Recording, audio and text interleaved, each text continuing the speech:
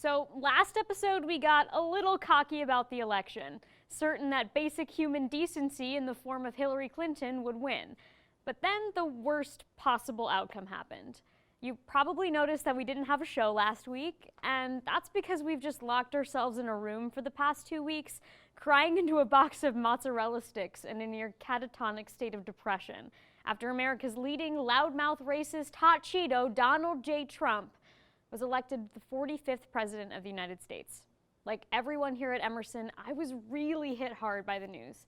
I was expecting to be riding the high of electing the first female president, and I wound up being bound to the tracks of the damn Trump train. I'm furious. I'm terrified. I'm just confused. I mean, how can we live in a world where we assume that most people are generally good when we just elected someone who is objectively bad? How are we even supposed to respect a president who doesn't have the best interest of the country's citizens at heart? So I didn't move to Canada because, well, we'll keep fighting the good fight here. We will keep making art or doing marketing or reporting real news. Or we'll just protest all the icky garbage that's going on in the world. It's trite to say that we need to just keep creating, but it's true. We do. Everyone here is wasting all this money on a liberal arts degree to learn how to make art that makes the world a better place. So we might as well use it to fight this crypto-fascist, racist, alt-right demagogue with everything we've got. Now, we're gonna have a normal episode from here on out. I mean, we here at Common Agenda pretty much know how to make fun of Emerson and nothing else. But know this, we here at this show are an ally to students of all races, nationalities, genders, and sexualities. And we're gonna keep standing up for you no matter what they're doing in Washington. We will be brave, we will keep fighting, and we will prevail. And in the meantime, we will find humor in the bureaucratic structure of a higher educational institute.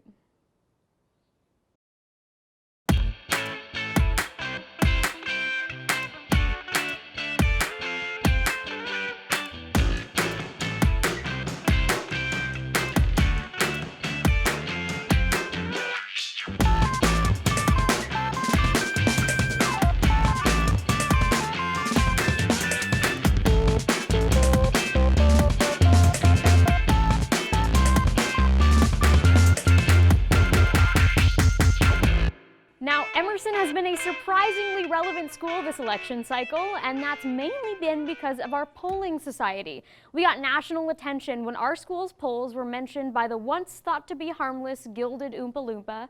He called Emerson College a, quote, great college, very nice, wow. And of course, we made that into a meme, further perpetuating the nation's practical joke gone way too far. Well, the Very Nice Wow Polling Society was in national news again these past few weeks, but this time in a negative light. Like the rest of the media, we were blindsided by Trump's unholy ascension. But while other polling resources were predicting a sober electoral win for Clinton, Emerson went all in and declared a landslide victory for this country's first female president.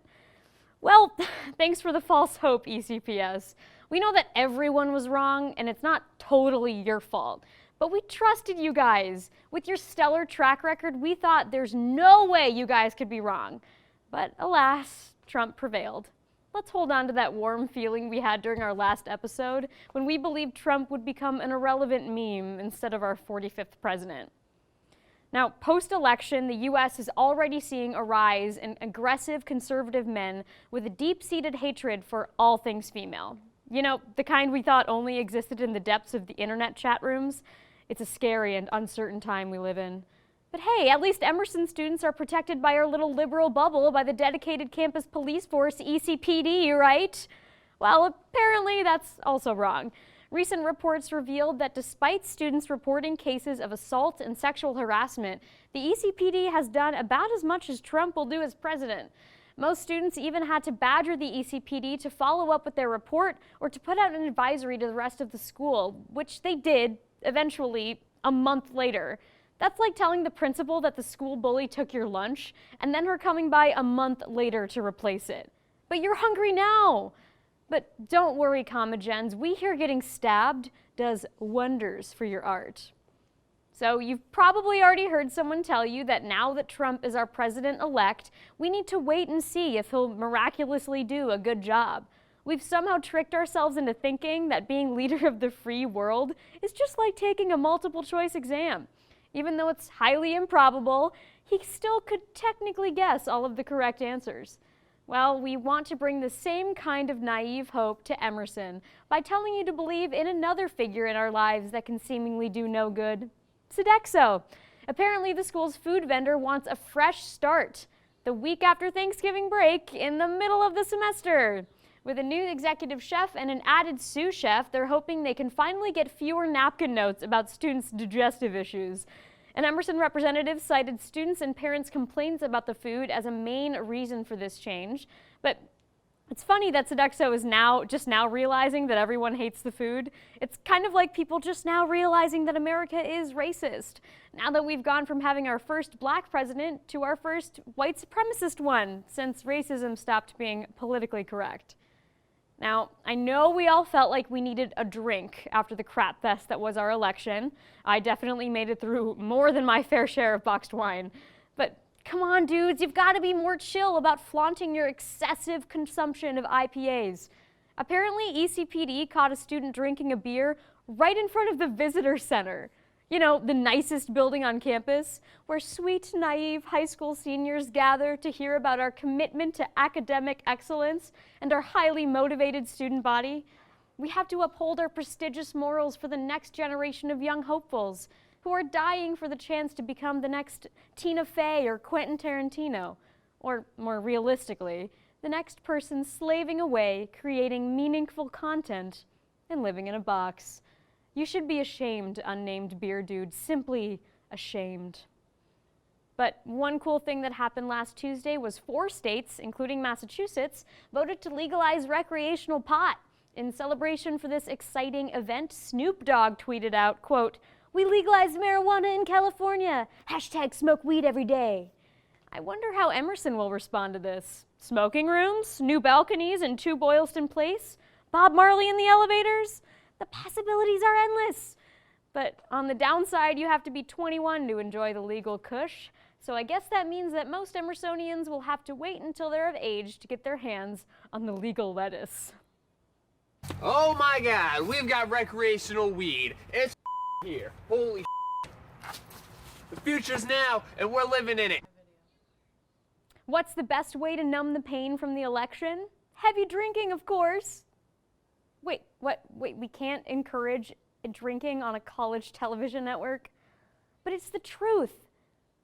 Okay, fine. The best way to distract yourself from the 2016 election is funny internet videos. Yay, content!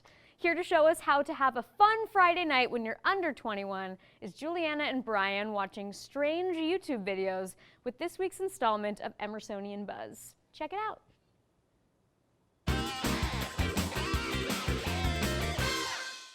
Hello, we are your Emersonian Buzz team. My name's Brian. My name's Juliana. We are going to be watching some super strange YouTube videos today. Yep, we haven't seen them yet, so this should be interesting. You can watch along with us. Yep. Alright, we're gonna get started. Let's go. So next is a sad full house. Michelle's mom is dead. Oh, that's not good. All alone. Can I ask you a question? Sure, anything. You're my dad, right? Yeah, that's right. I don't like where this is So going. where's my mom? The question we've all been wondering. The music. I'm sorry, but your mom died when you were just a little girl. Oh no! That's it! Ah, What? that was messed up. What happened? That was the episode! That was it. That's the whole That's episode. it! Touch me. Don't touch me. Producer knows this one. Holy sh! You might have to play that again. I don't think. do need that, I don't think you actually. saw it happening because it was out of focus. I did miss that. Oh my god. Right there, it's going. Oh my gosh. Oh, but it's still so cute. How can something be that cute when it's puking? That was not cute. Vomit is disgusting. Want to watch it a third time? No. Okay. She went to pet him. She went to pet him and she pulled her hand away. I do not like this. I don't like this one. I'm gonna watch this like 20 more times tonight. It's gross. She was, Dog, like, it wasn't even like a little bit. It was like a waterfall of Dog. vomit. Yeah, disastrous Mother's Day breakfast in bed. Oh no. These kids look too young to be pulling something like this I off. want that fruit. Don't smell that? Spill it. Oh, Fine. sorry.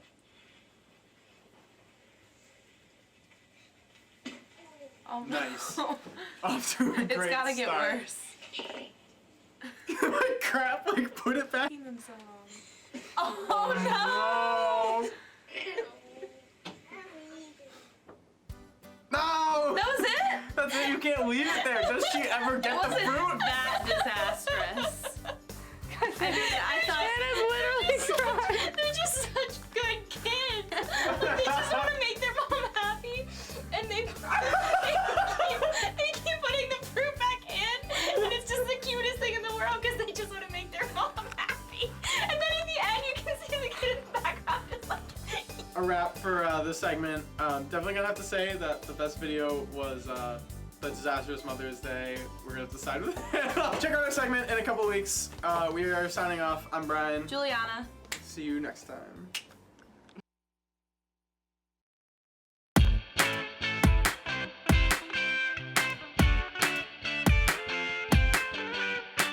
Welcome back, Emersonians. I'm Peyton Lewis, the host of the Evie-nominated and Evie-losing show, Common Agenda. Last season, we may have had a midlife crisis, but this summer we really found ourselves. After some deep soul-searching and some long nights mourning our defeat, we're back here for another season of the saltiest content and shenanigans on the Emerson Channel. This season, we'll dive deep into Emerson's favorite subcultures: film bros, hipsters, and other white boys with brown hair. Turn us on Monday evenings at 8:30 on the Emerson Channel.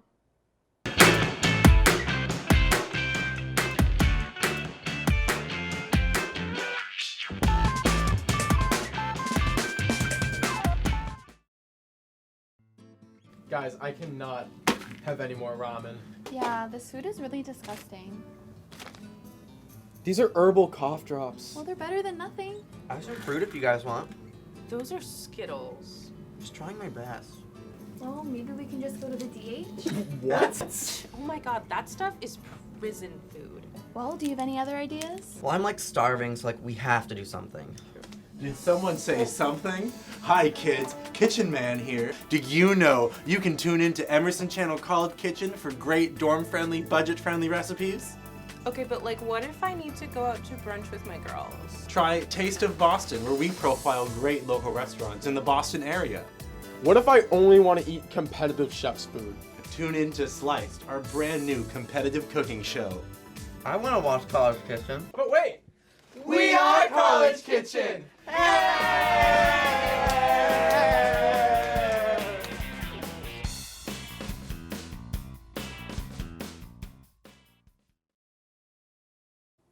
Hey, I'm Juliana Bruno from Emersonian Buzz. Crazy how you just saw me in the segment and now I'm here in the studio. Well, that's the magic of television. Well, with all the bad stuff that's going on in the world, the Common Agenda writing staff thought it would be nice to write a few thank you notes for the things in life that we appreciate. I mean, technically Thanksgiving is a pagan holiday that has nothing to do with giving thanks, or turkeys.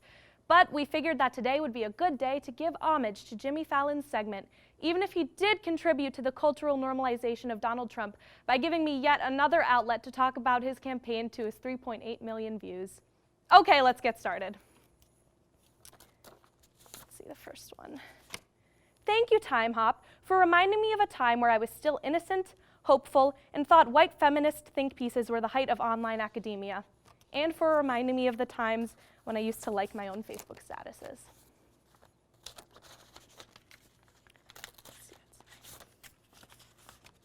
Thank you, Joe Biden memes, for being the last glimmer of humor in the White House before the cool uncle gets replaced by the racist, homophobic, sexist uncle.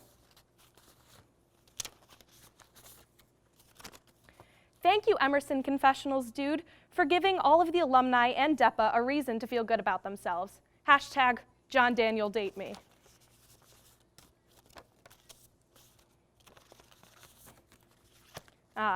Thank you, Sodexo. The diarrhea I get every night from eating your slimy chicken has helped me from gaining the freshman 15. It's a good thing. Chicken's gross, though. Thank you, Thanksgiving break, for giving us a few days to pause, relax, and take in how forked up all of this really is. Forked, because you eat with a fork on Thanksgiving. It's kind of funny. Thank you to friends who are from home, whose conservative ramblings remind me that even though I live in a liberal bubble, there are still people that are just full of hate in the world. Oh, no. I love going home for Thanksgiving. Thank you to my neighbors for asking deeply personal questions about my future career and reminding me that I have nothing figured out yet. That's why I'm reading thank you cards. TV. Thank you to my vegetarian cousin for telling me the graphic details about slaughterhouses while I was shoving my mouth full of turkey, as if I didn't know that meat came from animals. I don't think it comes from animals when they make it in the dining hall, but I don't know. Thank you for all the puppies in the world for reminding me that joy exists, especially corgis. Corgis, their legs are just so short, but their bodies are so long. Oh, finally, most of all, thank God that 2016 is almost over. You killed so many wonderful things like David Bowie, Alan Rickman, Gene Wilder, Leonard Cohen, Prince, Muhammad Ali, and the damn future of America.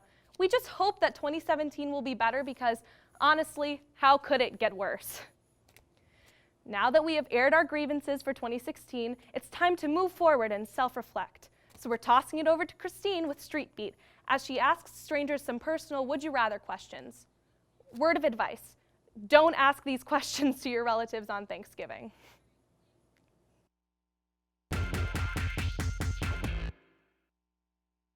Hi, my name is Christine Hatcham. There are so many options in the world, it's so hard to think of them all. So today we're going to play your favorite childhood game, Would You Rather, and see how people respond to some interesting questions. Here's Man on the Street.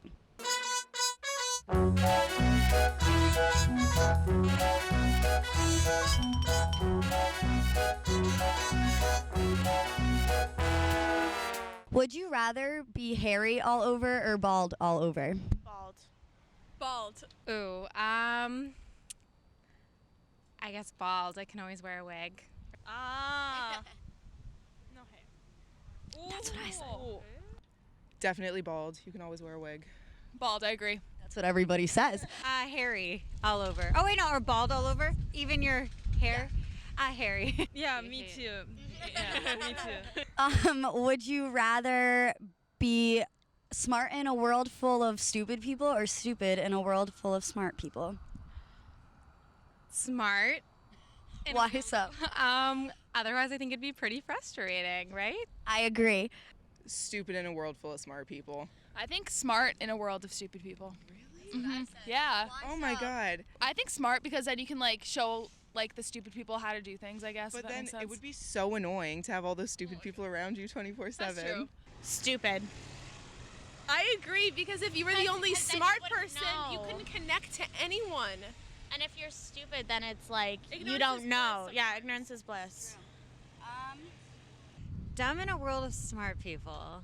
Why so? I don't know, because I don't think I'd want to live in a world of dumb people. All right, so this is going to be a rapid fire round. Okay, so first I'll start off easy. Would you rather know when or how you're going to die? How? Okay, hairy or bald? Bald. Tall or short? Tall. Rich or handsome? Rich. Top or bottom? Top. Spit or swallow? Swallow. Okay, thank you so much. Would you rather know when or how you're going to die? I don't want to know either. I don't want to know either, however, I'd rather how. Because if I knew when, I'd be like tick-tock all the time. Like, when's it gonna happen? When? When? And how? I think how. I think how too. I used to think I would want to know how and when I was going to die, but I think it's probably better not to know. Would you rather be the smartest person in the room or the funniest? The funniest. Funniest. Funniest for me? Yeah, funniest. That's what I would say, more of a personality. Definitely the most funny. The most intelligent person. Okay, so this is gonna be another rapid fire round. I'll start it off easy with, would you rather know when or how you're going to die? I'd rather know when I'm gonna die. All right, hairy or bald? Bald. Rich or handsome? Handsome. Tall or short? Tall. Top or bottom? Top.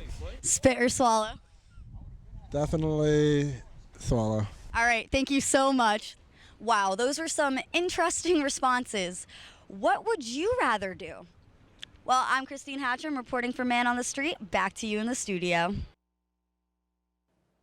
Hi, I'm Aaron Kinigsberg, host of EIV's The Dish. Tune in every Friday for your chance to see what kind of bow tie I pulled out of my closet today.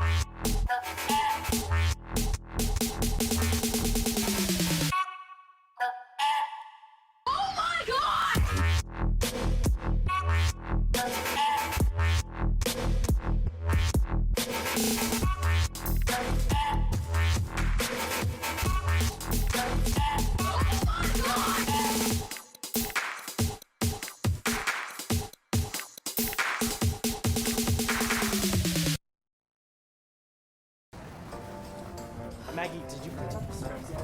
No, that was your job. Maggie, oh my god, I do it every week. No, I told but, you this is the one but we week I talked didn't about want this. responsibility. Okay, I need to pick my wedgie. Oh my god, look, they got us slushies.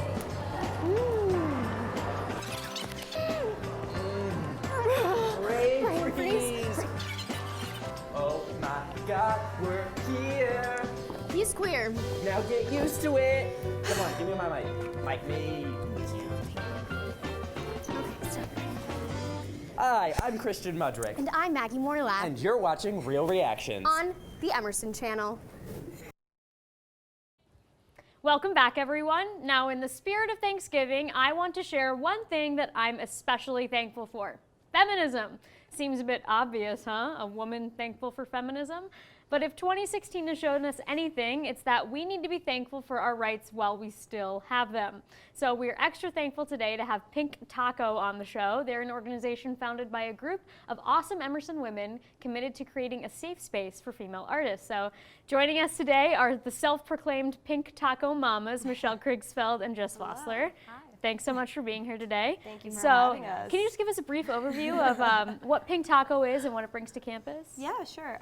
So Pink Taco was started last semester, and it started out just basically as a website for any femme-identifying, female-identifying artists to kind of just post their, all their content, anything that is sort of bedroom art, like intimate art that doesn't leave the room, and have like a comfortable space for them to post it. And also just like on the internet, there's a lot of like trolls and a lot of haters, and there really isn't a safe space, I felt, for, kind of the young creatives that I do surround myself with to like have that space to just be like, here's my art, everybody, like, this is where it is. And now it's just grown into so many other things, and it's just almost like a movement at this point, which is awesome. And I understand you guys accept all kinds of submissions, so it's not just, like photographs, like that bedroom art kind of stuff, but what other kind of stuff do you publish? We do like drawings, poetry, like personal stories, Yeah. any kind of drawing, Anything like that anyone's art proud of, submission, yeah. anything really. Sure, and it doesn't have to be, you know, Pink Taco specific, you know, made especially for the website. If you know, are in a media arts production class, you can submit a film, right? Yeah, Stuff absolutely. like that. We've had a Anything lot that of you're people. proud of. Yeah, exactly. So what kind of stuff have you guys had going on this semester? So we've had a couple of sensitive soirees, which is basically our versions of open mics. So it's a nice place, like a physical space for people to come together. We just had one a couple weeks ago right after the election, and I think it was really good for a lot of, you know, women and just, you know, femme-identifying people to come on stage and sort of talk about their feelings and have that reciprocated in that same environment. So I think that that was really powerful, and I think it was really therapeutic for a lot of people also, which was awesome. So, I mean, we do have a lot of events coming up, and we will have a print release party happening. So if you want to party with Pink Taco, please come. Can you talk a little bit more about the print publication? What are your Sure. plans for it, and when's it going to come out, you think? So Hopefully it'll be out like mid-December or so. We're trying to get a lot more media submissions, so if you have any like photographs or drawings or art that you want to submit, we're definitely looking for more of that. And where can people send that? To our email, which is pinktacoforever@gmail.com. Excellent.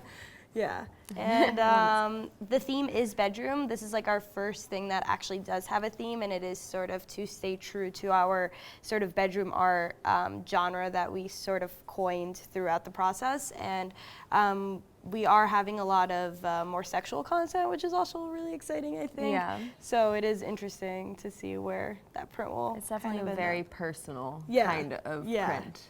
Coming from that original sort of bedroom art theme, specifically for female identifying artists, can you just talk a little bit more about, you know, what this sort of media aggregate has done for amplifying women's voices specifically and female identifying voices, and why that might be important on a campus like this? Absolutely. I think especially in film, I'm not really a film person, but I know that just like the film industry is very male dominated, and so it's really important for, you know, women or anyone who is femme identifying to have that sort of network and have that sort of support system, and I think Pink Taco offers that. And it's the same thing with writing and any sort of art. It is very personal, and I think it can be very intimidating to sort of release that in a public space. So we kind of want to create a comfortable situation so that people can sort of release that art and have that being judged in a positive and constructive way rather than being trolled on or hated on, you know? Totally. So you update the website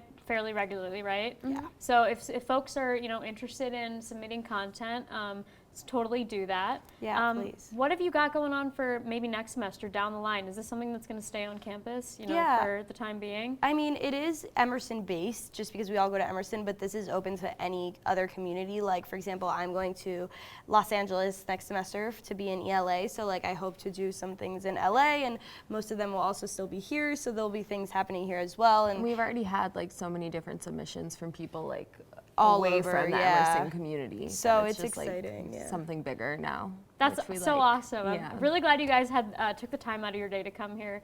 Again, this is Pink Taco Forever.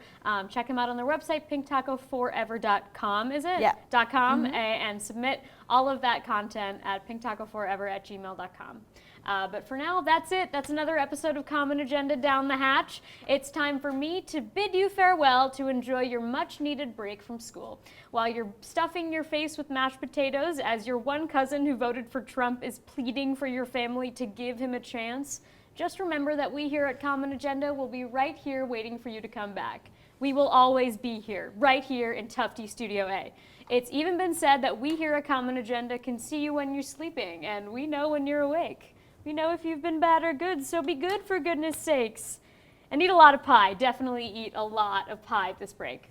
But goodbye, everybody. Have a great break. And be sure to tune in 2 weeks from tonight for our super special season finale. You won't want to miss it.